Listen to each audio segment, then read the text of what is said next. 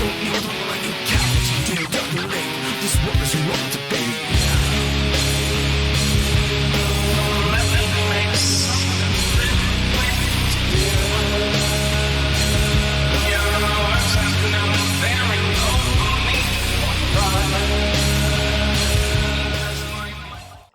What's up, guys? Our wrestling podcast back at you with another episode. This is Dave Vicious along with Jess, the Total Package. The Nature Boy Joe, and Cuz.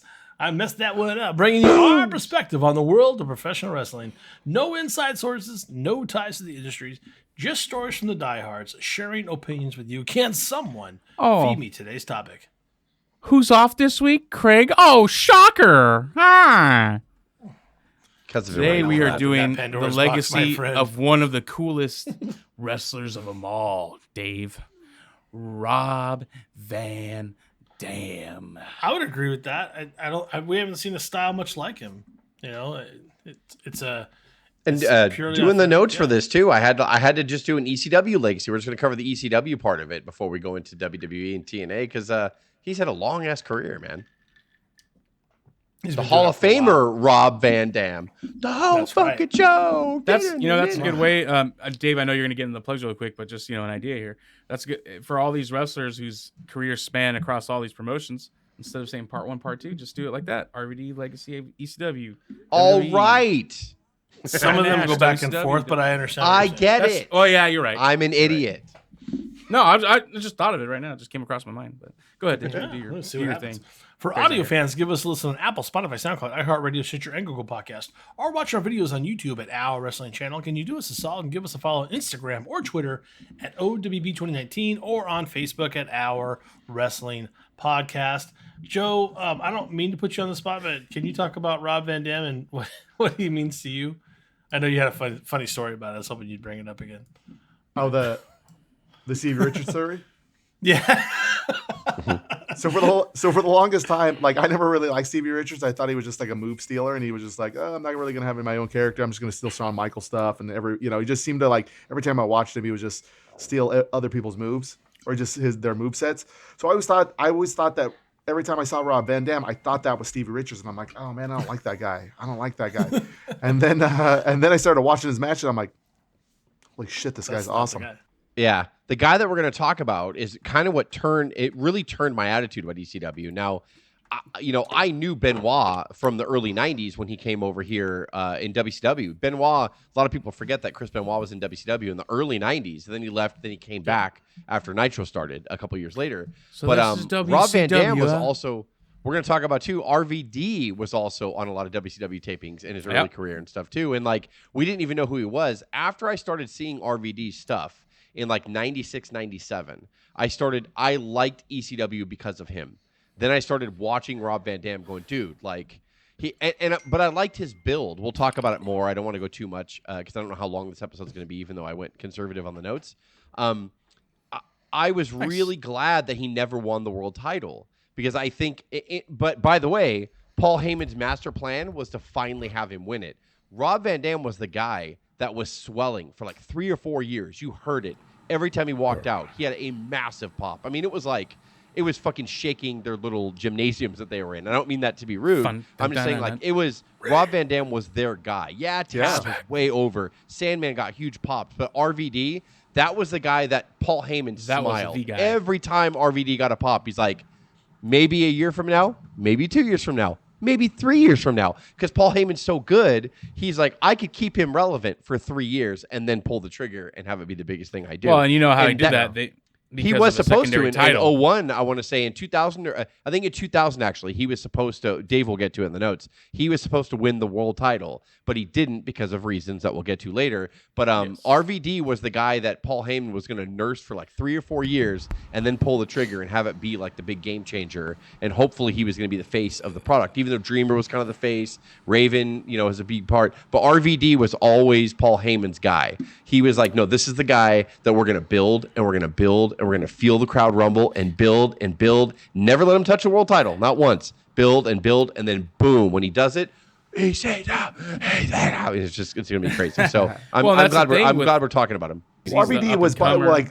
was far and away the most talented guy that he had on the roster. Mhm. I mean, Yeah. like just pure wrestling ability As in a the ring. mainstay, yeah. And I think that he knew that, and he saw, he's like, okay, well, like Yeah. if I can get look at the popularity that he's got just from his in-ring ability, let alone what we can do once we develop him as a character, which I think they were working on. You know, I mean, I think that was what, you know, when he made the switch over to WWF, like that's maybe something that he needed to work on a little bit more, that kind of maybe held him back in the grand scheme of things.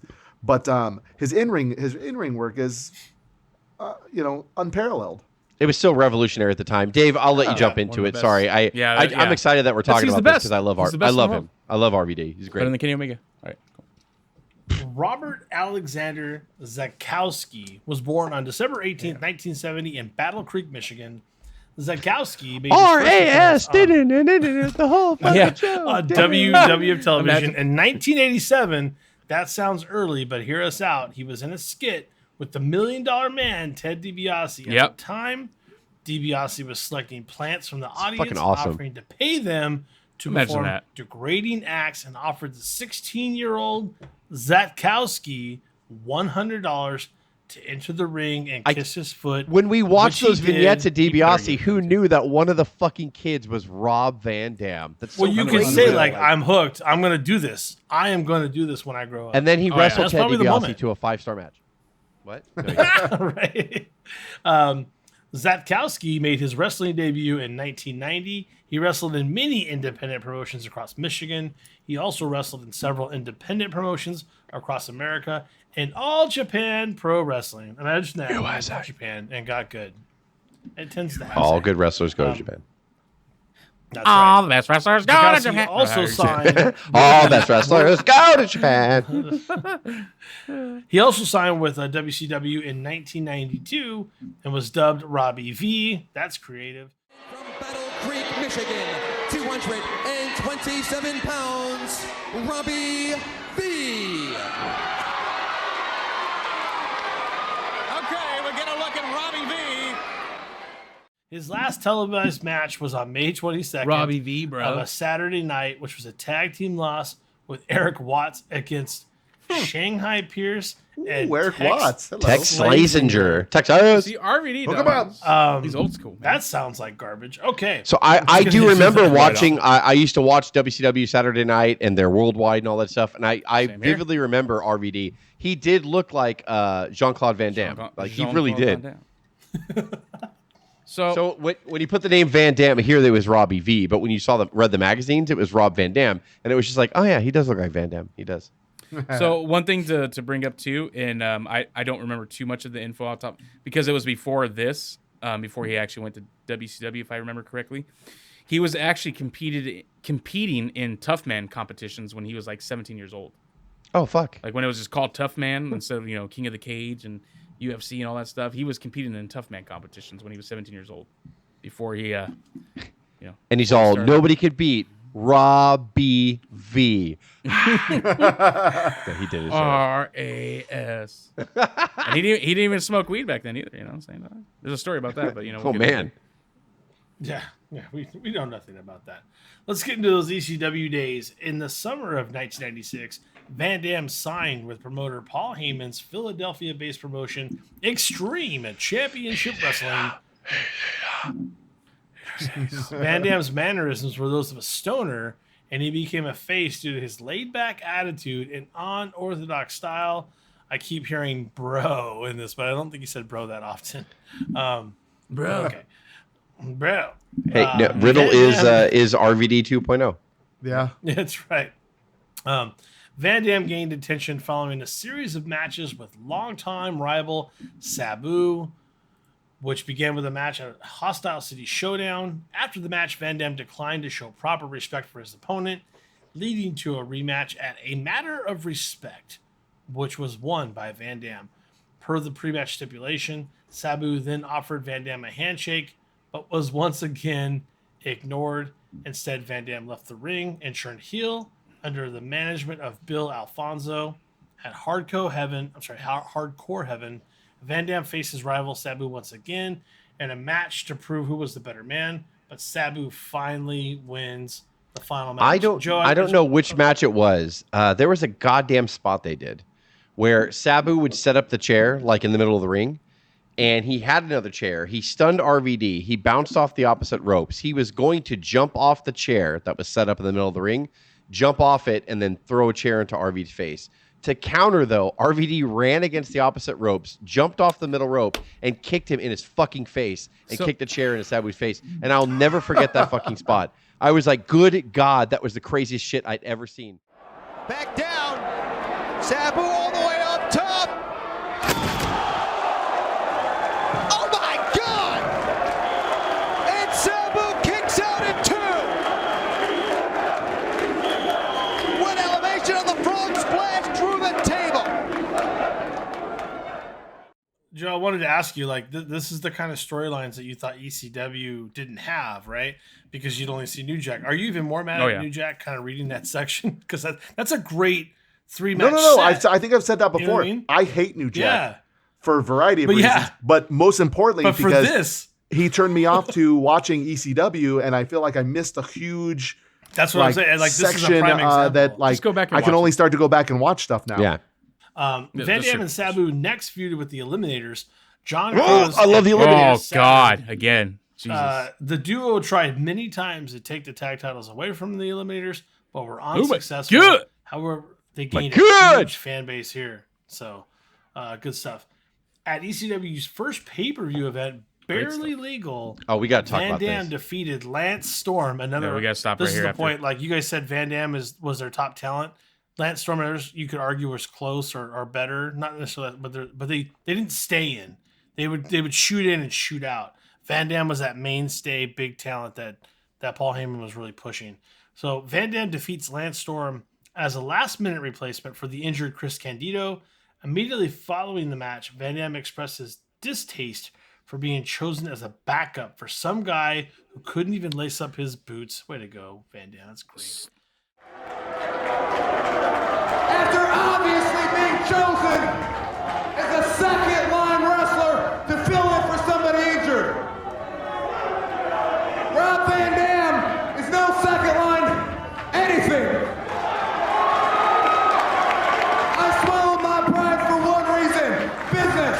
Because you see, Lance Storm, by beating you here, Rob Van Dam is worth more money here. And Rob Van Dam is now worth more money elsewhere.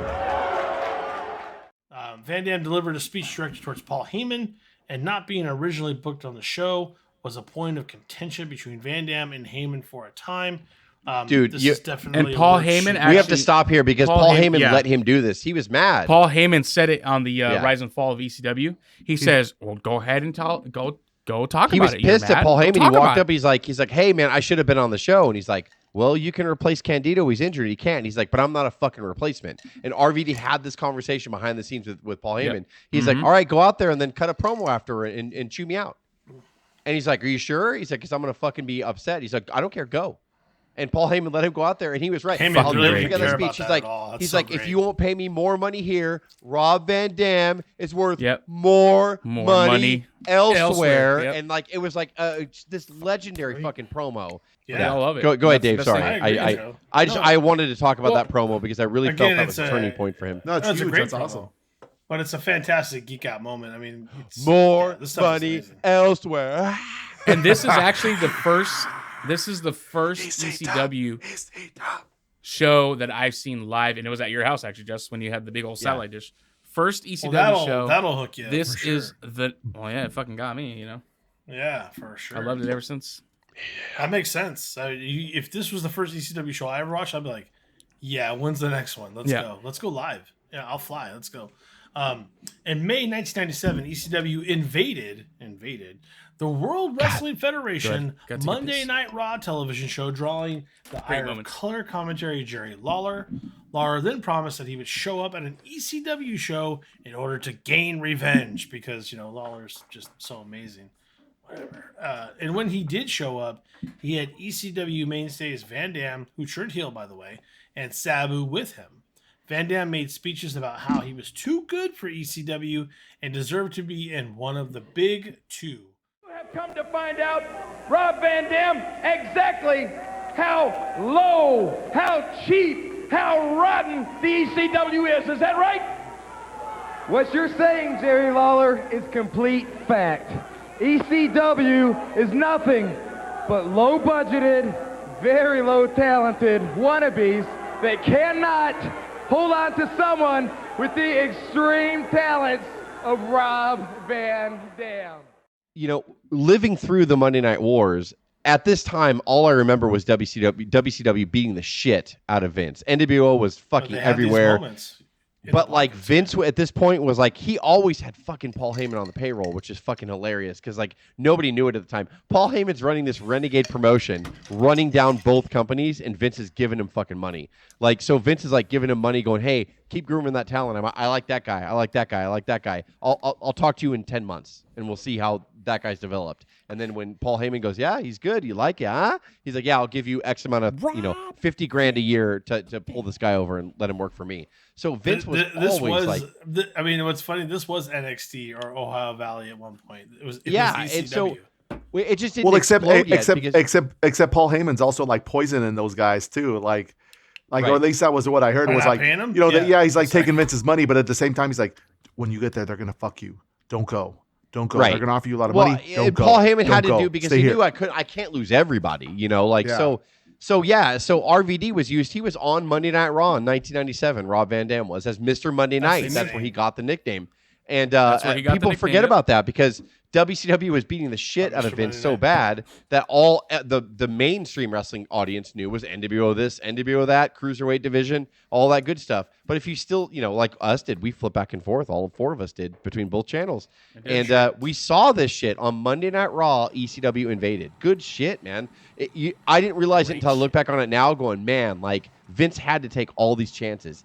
You go back and look at the ratings, it didn't really bump the ratings up because nobody knew who fucking ECW was, except if you were Philadelphia based. He was trying shit out, bro. But yeah, he was trying. But Vince, I gotta try it. We're talking about a guy who ended up becoming a legend. I'm going to go ahead and say it, a legend in WWF and wrestling in general. RVD. Sure. He came back. It wasn't the one night stand where he beat John Cena, which we'll talk about on part 2. It was 1997 on Monday Night Raw. Sabu jumping off the letters, baby. Like, it was awesome. Van Dam continued to team up with Sabu upon his return to ECW on June 13th. Taz's manager, Bill Alfonso, betrayed Taz and joined Sabu with Van Dam. Van Dam started a new rivalry with Tommy Dreamer. The fucking I whistles. don't know. Yeah. Bill Alfonso. Whistle. Gotcha. Who wanted to gain revenge on Van Dam for his betrayal of ECW. On June 21st, Van Dam and Sabu earned a victory over Dreamer and the Sandman. At Heatwave of 97, Van Dam, Sabu, and WWF's Jerry the King Lawler fought Dreamer, Sandman, and Rick Rude to a no contest. Wow. I remember that pay-per-view Crazy. when Jerry Lawler took on Dreamer and the lights went out and Jake Roberts was there. up. Like all these, it's fucking So crazy. fucking good. That's insane. Yeah. And then Van You Dam saw. would You talk about continue- now the Forbidden Door open. You didn't know that That was Vince the and true Paul were kind of Forbidden in Door. business together here. But to see they let Jerry Lawler on ECW pay-per-view, that crowd wanted to murder him. Like almost more than It was awesome. almost dude. more It than was Cena. fucking awesome. They just booed Cena loud. The in real 2006. Forbidden Door. No, they wanted to murder Jerry Lawler. Like it was like I'm surprised that they didn't rush the fucking ring because not only was it Jerry Lawler who was being a fucking great shit talker and a great heel because he is. It was the WWF guy. WWF was coming into ECW. Yep. That was Paul Heyman programmed the audience to hate them, and you fucking bring in Jerry Lawler and like RVD and Sabu were heels with Lawler. We'd rather be in WWF. So fucking good. Like, and they rode this out for like almost a year. Like they had a pay-per-view with Jerry Lawler. They did it for a while. And tag matches and shit and house shows. Like it was really great. Yeah. Van Dam would a good continue one. to work with Dreamer and some singles feuds there. In 98, Van Dam turned face and started a feud with Triple Threat Shane Douglas, Bam Bam Bigelow, and Chris throw Candido. the fuck That's up. some good. Dude, There's just so go much back. good Like we should just His stop the matches episode right with now. and just go and Bigelow, my watch this God, shit. his matches with Bigelow are some Yeah, of my favorite Bigelow. fucking ECW matches ever. Like, my God. You guys are geeking out hard and for good reason. Oh, There's like, it's such good everything stuff. Go there. back and watch it. Like, If that's you, all I'm gonna say. Yeah. even though like in here in '98, like WCW was really big and WWF finally turned the tables here, ECW was still like quality-wise, they were still not letting up. Like, Paul Heyman was still taking all the people. Nobody wanted Bigelow, so he's like, I'll take Bigelow. Like, it's just so good. Like, everything was Why? so great. Why? God, it's so dumb. I hate. Like, That's- why would you not want to work with? Bigelow? That's the thing with Best big ECW man in the is game. I'll that take Bigelow. He's great. that's the thing with Yeah. ECW. It's not going to be on obviously it's not around no more. It was never going to be on the WWE level. But man, you can go back and watch a lot of ECW programming and be like, dude, I am enjoying. Like, of course, you have your your stupid little spots here and there, your little segments or whatever in the ring. But Yeah. man, you can go back and you can, like, even people that you don't expect. Balls Mahoney and RVD having a match. RVD and Bam Bam, Kid, not that you wouldn't expect necessarily, but like, man, like, just you can go back and you can be like, man, that was a good match. Man, that was a good match. And sometimes it involved chairs and tables, sometimes it didn't. But you can go back and watch a lot of ECW true. programming and be and just be entertained and enjoy every fucking minute of a match. Because I think the best way to say it, that you're trying to say, is there was something for everybody on ECW pay-per-views. You wanted that good mat wrestling, you had it. You wanted that unbelievable, like, punishment, like people just getting busted open, every foreign object in the book being used, every cheat move. You had it. You had everything anybody wanted. But you had a lot of Yeah. good match quality is in every what I'm match, basically yeah. getting to. So, Like, yeah, Dave, you're match going to quality. read on here, too, because he's the longest reigning ECW TV champion ever, right? Yep, 18 months. Yeah, that's what I thought. 18 or 22. 18. So that's when he 18 got or his 22, I first. forgot. He got his first taste of ECW, And then he going got on injured. April 4th, Yeah. when he defeated Bam Bam Bigelow to win the World Television Title. Jam Bigelow in the eye. Fan Dominator. Sabu was behind Bigelow, tripped him up. We have a new World Television Champion.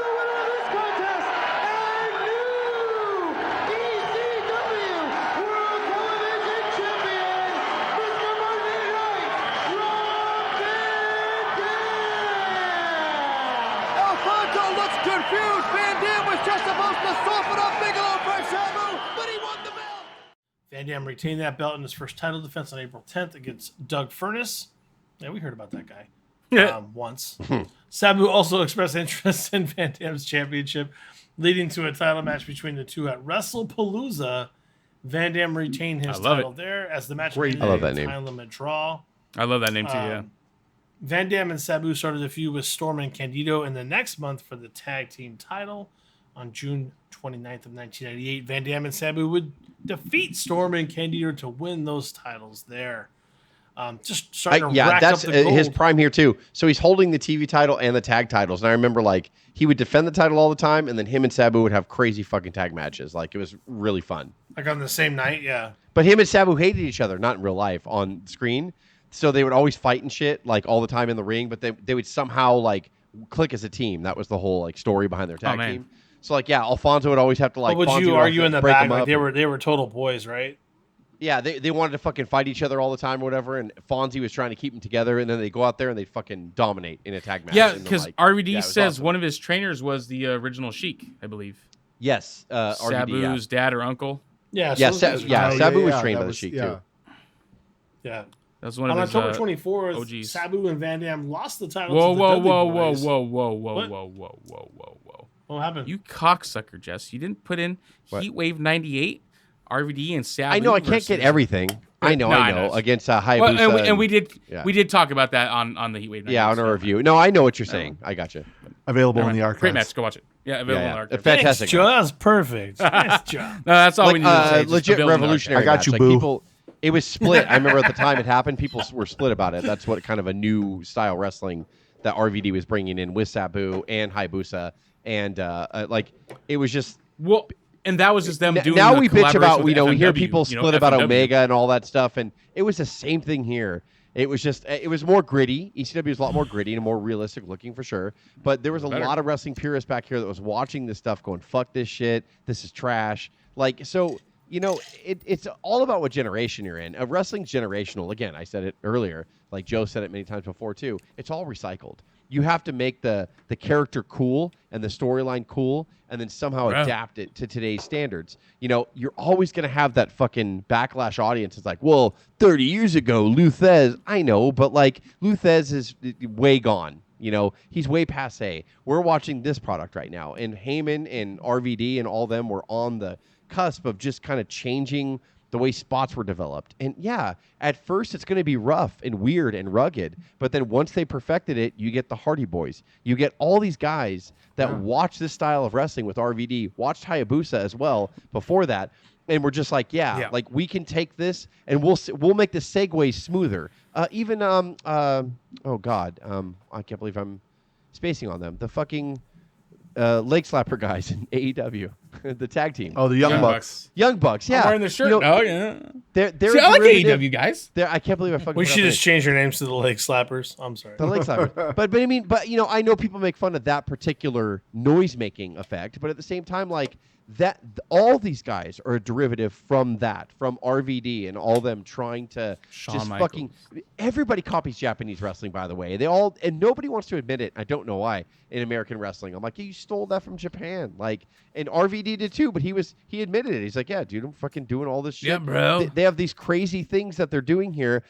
As the years go on, the segues will get easier. Right now, it's going to look like a spot fest. But once we figure it out, once wrestlers learn over the next 10, 20 years to massage it, change it, you get your Daniel Bryans, you get your Kenny Omegas, no matter what you think about them. You get the Adam Pages. You get all these guys that are just a hybrid of that. You get the Young Bucks. You get, and it's good shit. It's how every business progresses. Wrestling is amazing. It's an amazing dance. It's an amazing set of moves that they're doing, and they're trying to make you not see the seams.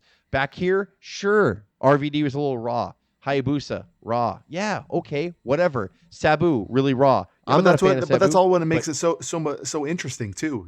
They had to advance it. Nobody wanted the punch and kicks anymore and the leg drops. They just didn't want it. And so there was a market for changing what wrestling was.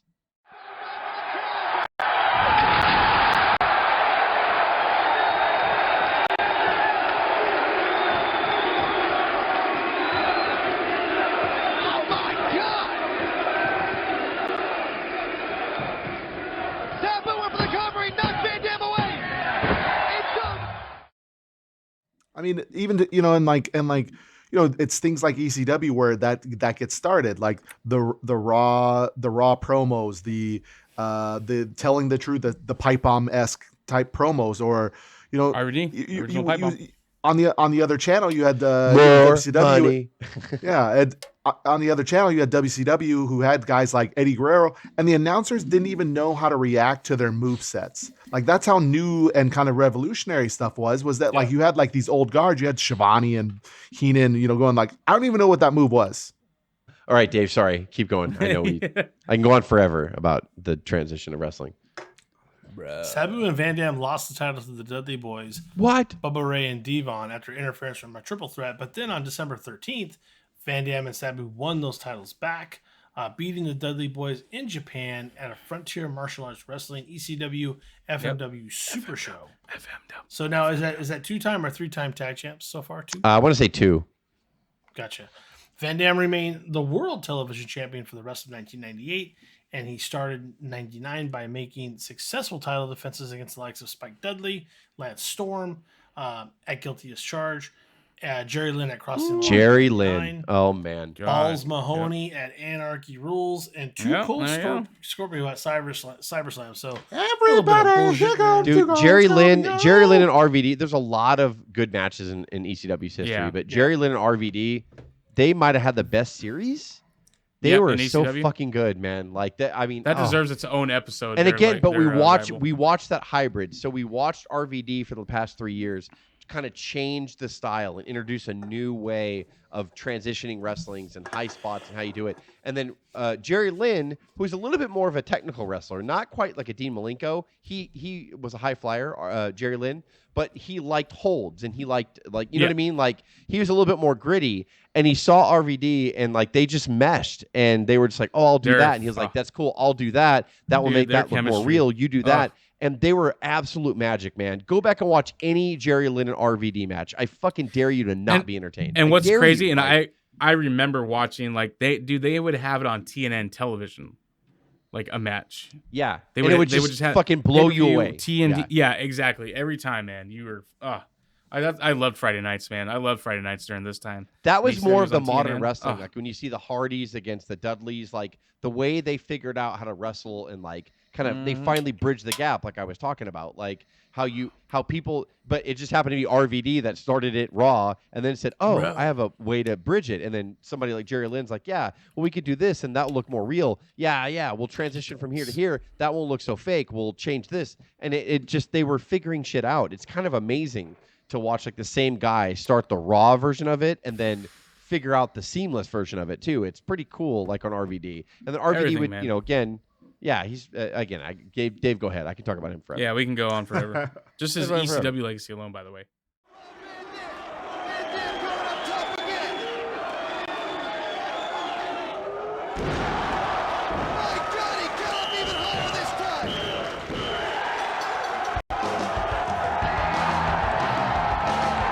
With a little help from Bill Alfonso, who interjected the chair into the matchup. Rob Van Dam gets the win with the Van Daminator, just squeaking by Jerry Lynn and retaining the ECW World Television title. Van Dam and Sabu were scheduled to make a title defense on April 17th of 1999, but Sabu was suspended by ECW before the match occurred. Instead, Van Dam faced Devon Dudley in a singles match, and as a result, losing that match, Van Dam also lost the ECW World Tag Team Championships to the Dudleys. He entered into a rivalry with Jerry Lynn, against whom he defended the TV title at Hardcore Heaven in a no time limit match. That might be Van their Dam best retained match. that title.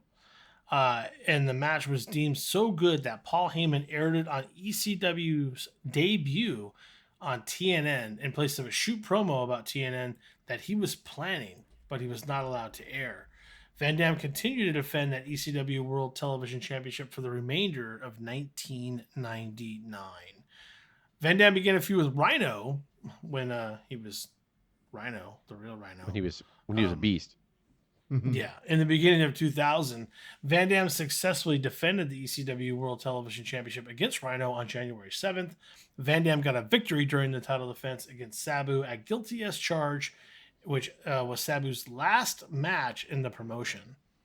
So, yeah, sorry to see you go, Sabu. That's terrible. Van Dam was scheduled to perform in a champion versus champion pay-per-view main event against the ECW World Heavyweight Champion Mike Awesome. Check him out in the archives. We got some good stuff on Mike Awesome in there.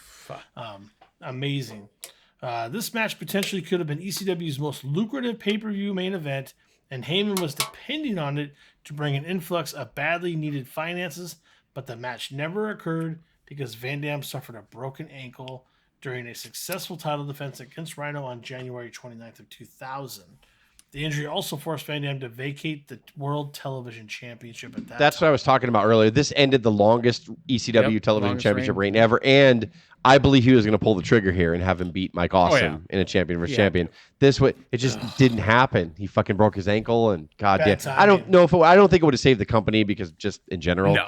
But I mean, like this Bad was. finances in general. I mean, think about it. We were talking about RVD since what, 96 when he signed, and then he did the 97, more money, and then like he had all the great stuff going in, and then 2000. It wasn't wrong. Finally, wrong. Heyman was going to be like, you got it. Here we go. Like 4 years later, and then it just couldn't happen. It fucking sucked. Yeah. It really did. It's a decent build, decent burn, just didn't work out.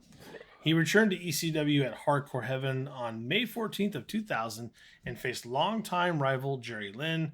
Van Dam was supported by his real-life friend Scotty Anton, who eventually turned on him Scotty when Riggs. Van Dam was going to perform a 5-star frog splash American on males, Jerry baby. Lynn. Anton pushed him from the top rope, which helped Lynn win the match. Van Dam feuded with Anton and took his revenge at Heatwave 2000 by defeating Anton after debuting his new finisher called the Van Terminator. Joe, you were talking about that earlier. It's coast to Van Dam coast, was- Terminator, bro. people who don't know, the Van Terminator is the round the world chair jump, right, Chris? Yeah. Because sorry, I revealed. The his- fuck his you call me, real dog? No, isn't it where he Call me by like, my real life name, he not my throws gimmick the name? he His throws Christian the name, chair oh my at God. him. They catch it, and then he like Yes. The Van, he does the like Van a Terminator like a that is the Van sidekick. Terminator. I think it's where he That's the he coast to throws coast, the one that the Shane chair McMahon at does him. They Coast catch Coast it. is the ring post, Coast- right? Yeah. But that's the Okay, Van okay. Terminator. Joe's So got Van it right. Terminator's Joe, the you have it right. catching. Joe's right. Joe's right. Yeah. No. What did Joe say? The Van Say it again, Terminator Joe, for is the when third he time. throws the chair at the opponent, they catch it, and then he kicks No. it in their face. That's the Van Daminator. The Van Terminator Oh. is the coast to coast that Shane McMahon Okay. took. Okay. Yeah. Oh. Oh, make it clear that Shane. There's a McMahon lot of stole Vans. it. There's a lot of Vans and Naders going around here. I don't know. Yeah, like there's too many. Get Yeah, your names Van right. Dam was Just kidding. Baconator Van sounds Dam good was right not now, though. advertised and For did sure. not show for a large number of ECW events due to the large sum of money owed to him. He appeared it all at starts here. It ECW's sucks. final pay-per-view event, Guilty as Charged, where he defeated Jerry Lynn. That was Van Dam's last appearance in ECW, as ECW only held 2 more shows after the pay-per-view there. After ECW ceased operations, the rights were sold to WWF in 2001. RVD would be signed to a short-term WWF contract and made his pay-per-view debut at WWF Invasion on July 22nd of 2001. Well, I can't that'll wait to be our pick it up part from there. 2. That'll be our part 2. We're Ooh, not I going to can't get to it wait. here. We just wanted to cover ECW Legacy, and man, That's like, perfect. I know it was probably the least. Most people will remember him for his WWF run, and I get that because it's the more exposure. It's the That's national. what you company. see. But dude, Sure. like watching him hatch from an egg as a little hatchling here, and then just doing some crazy A shit little like for engine that ECW. could. He's the example of the great slow build, and I really wish he wouldn't have broke his ankle. But then at the same time, like I don't know, maybe it wouldn't have mattered either. Like to save the company, I don't think he would have saved the company. But at the same time, like man, like that was going to be Paul Heyman's crowning achievement. Like it's just like I slow burned him for 4 years, and then I put the crown on him, and here you go, he's RVD. And he breaks his damn I'm ankle. telling you, take Cuss's advice or Christopher's advice and go back on the YouTube channel. First you call me Chris, now you call me Chris. Now you're going my Christian name, dog. Like Christoph His face Fons, changes, by the way. Christoph you're Fons. breaking the When I fourth call him wall, Christopher, man. his face gets different. It gets weird. But yeah, go to that Broke the ECW. fourth He's like, wall. "You're not my EC mama. You're not my mama." What's that YouTube ECW channel? What's the YouTube thing that you Network. said, Cuz? ECW Or- Network. Topher? Yeah, so go back there and watch a lot of the Raw theme music. Yeah. Thank you, Yeah, you Christopher. getting crazy, all right? You fucking pissed me off. I'm Like fucking I'm only bringing out New Jack. I'm only one here, Joe, right now. I'm gonna go Yeah, mass 25% transit on your ass, baby. But cuz I'm ECW right about Network. RVD, right? This shit was brilliant, was it not? Oh, yeah. ECW? RVD is I mean, he is ECW. Like everyone was ECW, but RVD is like the He's the guy that turned me on that's to the ECW. biggest one. That's the biggest one that obviously that's the one that Vince saw out of everybody. He made him the fucking WWE champion, basically. Right. Even We'll though get it was to the that. ECW Well, we'll champion. get But to yeah. that. Yeah. He's one. You know He's what one I'm of a saying. kind. He's one of a kind. Yeah. I don't know if anybody's Uh, truly matched his. I don't know David, if his Jesus. wrestling. I'll end it with style. this before we go into the WWE stuff. But RVD tells a story. I don't remember if it was with Stone Cold's podcast or Jericho's. I think it was Stone Cold's Just tell the podcast. story. Just tell the story. Well, I'm just trying. So for context, if you want to go back and listen. Let Christopher set the table. But yeah, my new gimmick is surfacing now. This is where I turned. This is where I turned into a new gimmick. That's where you turn. This is my new gimmick's about to come out. Well, I did return today. So RVD says he was about to go out for a match. It was a hardcore match. I forgot against who. I think Raven or Rhino or someone. And he was about to walk through the curtain. And Vince saw, Rob, when you go out there, you better, if you take a chair shot to the head, you better put your hand up. And he's like, no, Vince, I'm good. I can do it, bro. He's all, Rob, when you go out there, I need you to put your hand up for the chair shot. And he's like, no, Vince, I can handle it. He's like, God damn it, Rob. He's like, you better do it to protect yourself. And then RVD said, he's like, that was like a father telling his son to protect himself. So that just shows you, as far as all the ECW guys that came over to WWE, how Vince, looked at RVD compared He to the saw rest. something in saying- RVD. He may He have liked said that to RVD. other guys. But yeah, exactly. Like that. So that's God damn it, a Hogan. segue into the WWE. Yeah. Put your hand down on the leg drop. God damn it, Rob Van Hogan, you better put your hand up. He's got Yeah. to he's got to protect his investment. Or, He's like, I need- love this episode. I need you for 10 years. I don't need you to is it better to burn out or to fade away? I need you. You can tell For some Cuz big and I were matches, don't super, fuck up. Giddy in this episode. You like It's- RVD? I There You it put him is. against Cena. So That's where we'll drop it. For audio This fans, might already give be us one of a my listen on one of my Apple. favorite legacies, by the way. Just not even That'll be coming fun. back. We're not even We're done not yet. even done yet. We're just getting started. We We'll just get the next one started. soon. Yeah. Just getting started. For audio fans, give us a listen on Apple, Spotify, SoundCloud, iHeartRadio, Stitcher, and Google Podcast, or watch our videos on YouTube at Our Wrestling Channel. Can you do us a solid on social media and give us a follow on Instagram or Twitter at O.W.P 2019 or on Facebook at Our Wrestling Podcast? For Cuz, I'll say it right, Jess and Joe, this is Dave with the O.W.P Sure? signing off. Have a good one. Yes, to your slave, for death of freedom, a violent choice. Doesn't this don't need to run you cowards, dear W.A. This war is wrong to be.